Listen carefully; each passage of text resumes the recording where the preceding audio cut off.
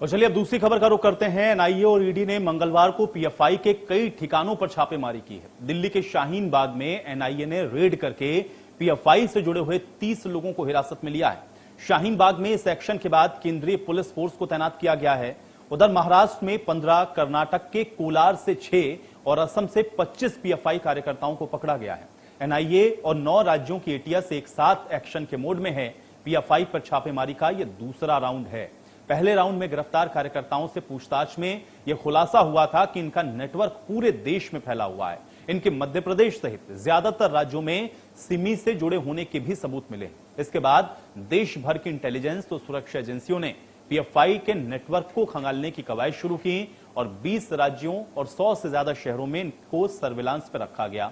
पता इसमें यह चला कि पीएफआई को खाड़ी देशों और बड़े मुस्लिम कारोबारियों से चंदा मिला है। इसमें दिल्ली, मुंबई समेत देश भर में जो इस्लामिक संगठन है उसमें कार्रवाइयां शामिल हैं। शाहीन बाग से 30 पीएफआई के कार्यकर्ता गिरफ्तार हुए हैं। मध्य प्रदेश से 22, उत्तर प्रदेश से 16 लोग पकड़े गए हैं और शाहीन बाग में आज जो छापा हुआ है उसमें 30 लोगों को हिरासत में लिया गया है। ऐसे ही उत्तर प्रदेश के अंदर भी एटीएस ने शहरों से 16 लोगों को पकड़ा है। महाराष्ट्र के औरंगाबाद से 8, थाने से 4 लोग गिरफ्तार हुए हैं। मध्य प्रदेश के 8 जिलों से 22 संदिग्ध ऐसे हैं पीएफआई के जो कि गिरफ्त में लिए गए हैं। असम में भी 25 लोगों की गिरफ्तारी इस सिलसिले में की गई है। तो ऑपरेशन ऑक्टोपस इसको नाम दिया गया है और पीएफआई के जो तमाम जो कार्यकर्ता हैं उनको गिरफ्तार किया जा रहा है।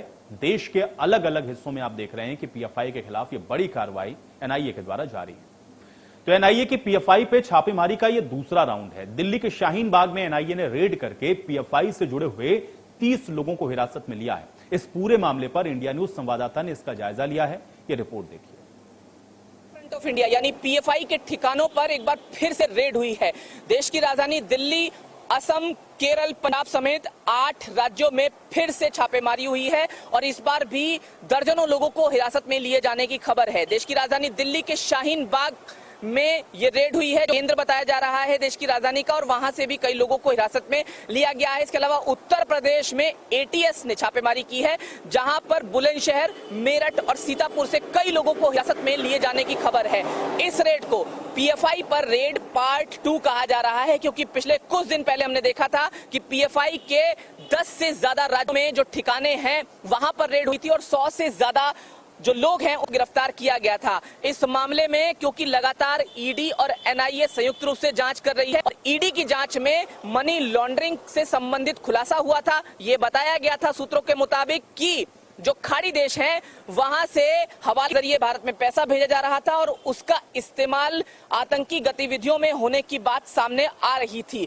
कुल मिलाकर दूसरी बार रेड जो हुई है उसमें कहा जा रहा है कि पूर्व में जो गिरफ्तारियां पीएफआई सदस्यों की हुई थी उनसे पूछताछ में जो बड़े खुलासे हुए हैं, अब उसी को फॉलो करते हुए एनआईए और दूसरी एजेंसियां ये रेड कंडक्ट कर रही हैं।